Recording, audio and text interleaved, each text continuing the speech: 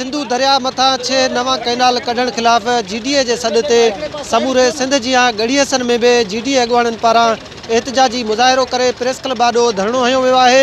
वधीक हिते मौजूद मुज़ाहिरीन सां ॻाल्हि ॿोल कंदासीं त संदन कहिड़ा वीचार आहिनि। असां सिंधियुनि जो जेको एहतजाज आहे पीर साईं पागारे जे हुकुम ते GDA जे प्लेटफॉर्म ते असांजे पूरी सिंध में एहतजाज आहे। हीउ एहतजाज उन जे लाइ आहे जेको रियासत हथ ठोकी हुकूमत ज़रदारी शहबाज शरीफ़ जी साइन सां असांजी सिंधुअ ते पंजाब 6 कैनाल जेको ठाहे थो, इहा 6 कैनाल न आहिनि, इहा असांजी सिंध जे मथां हिकिड़ो वॾो झाड़ो आहे, हिकिड़ो वॾो अज़ाब आहे। असां सिंध जी ज़मीन अॻे ई बंजर बणियल आहे।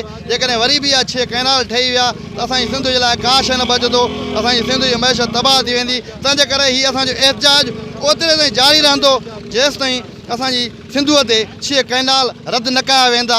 इहा 6 कैनाल जेको आहे न असां कॾहिं बि बर्दाश्त न कंदासीं, असां रोडनि ते हूंदासीं। ग्रीन पाकिस्तान जे नाले सां जेको सिंध खे सुकाइण जो साज़िश थी रहियो आहे, इन साज़िश जे ख़िलाफ़ हज़रत पीर साहिब पगारा शाह सिबतुल्लाह शाह राशिदी साहिब जे हुकुम ते असां लबैक करे निकिता आहियूं।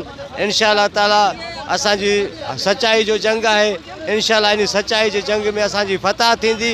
असां सिंध खे सुकाइण हरगिज़ कोन ॾींदासीं ऐं न की पंजाब में ये 6 कैनाल जेके ठहनि था इन्हनि खे ठाहिण जी ज़रूरत भी आहे। इंशाअल्लाह ताला असां पीर साहिब पगारे जे हर हुकुम ते लबैक था चऊं। भेज पगारा असां पूरे सिंध में स्ट्राइक आहे GDA जे तरफ़ों पीर साईं पगारे जे हुकुम तहत असां सभु गॾु थिया आहियूं। मुख़्तलिफ़ जॻहियुनि ते असांजा ही जेके आहिनि ज़िले लेवल ते तालका लेवल ते यूसी सतह ते ही प्रोग्राम थियनि था ऐं तव्हां असांजो जेको आवाज़ु आहे जंग में पहुचायो जीअं हुकुमराननि खे ख़बर पए बाबा ही तव्हां ज़ुल्म कयो था सिंध सां, सिंध जे जियापे जो मसइलो आहे। तव्हां बराए महिरबानी करे इहे जेकी कैनाल कढो था इहे कैंसिल करायो। असांजो मुतालबो इहो आहे फिलफोर इहे कैंसिल करायो जीअं ॿिटो निज़ाम सिंध में वापसि थियो। इहे जेके आहिनि ही कैनाल कढणु बंदि कयो। जी बिल्कुलु नाज़रीन, GDA अगवाणनि जूं ॻाल्हियूं ॿुधियूं।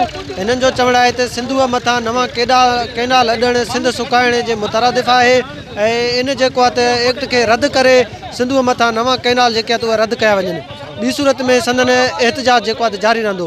कैमरामैन मोहम्मद तलहा कोसो सां गॾु अब्दुल गनी कोसो, जेकब न्यूज़, गढ़ियसर।